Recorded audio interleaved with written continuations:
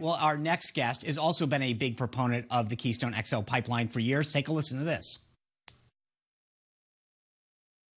We have a company, Wellspun. Wellspun makes the pipe for the Keystone pipeline. And they laid off some workers right after the president said that this decision would be after the next election. All right, well, that clip was from 9 years ago, and the president being referred to was Barack Obama. But you could probably play the same clip and switch the name now to President Joe Biden and get the same results. Well, that back then, 9 years ago, was Congressman Tim Griffin from Arkansas. We are now joined by Lieutenant Governor Tim Griffin of Arkansas. Lieutenant Governor, good to see you again. How are you? Doing great, except for this bad news. Yeah, well, you were a leader on the Keystone Pipeline in the House of Representatives, and it sounds like, you know, what you were describing back then, this is going to have a very specific impact on a number of people and workers in Arkansas. Well, yeah, so the pipe's made here at Wellspun. A lot of that pipe has already been made, but there's an ongoing process continuing to manufacture more pipe. You have to maintain the pipe. And look, at the end of the day, this is a bad decision for a lot of reasons. I fought this for years, and until President Trump got into office, there was basically no hope. And now you have a situation where we're leaving an administration that was known for freeing up the economy, lowering regulation, and creating jobs. Boom, to a new administration that right out of the box, for purely political reasons. And I think President Biden knows that, right?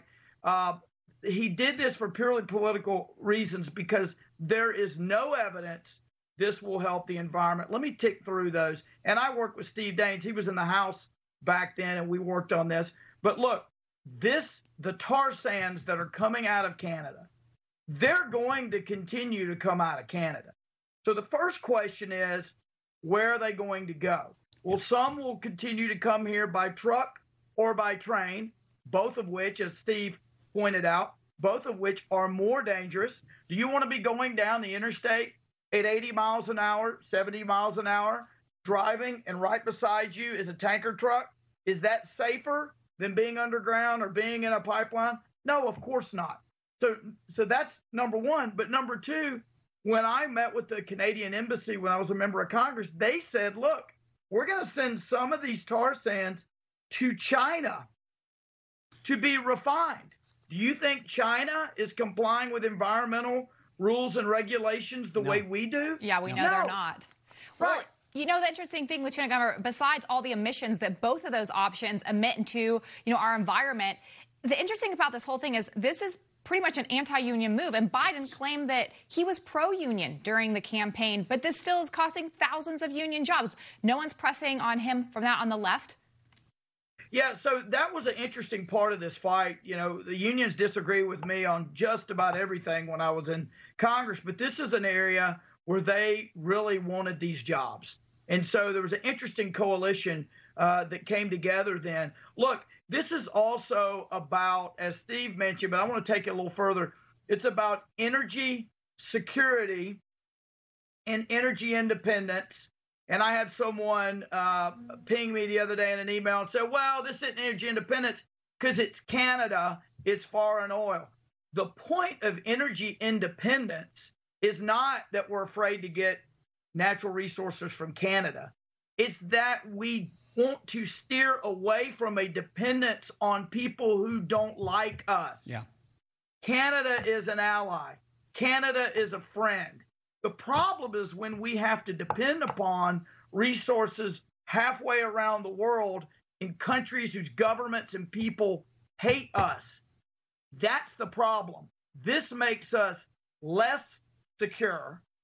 And so if you go down the list, it's not good environmentally.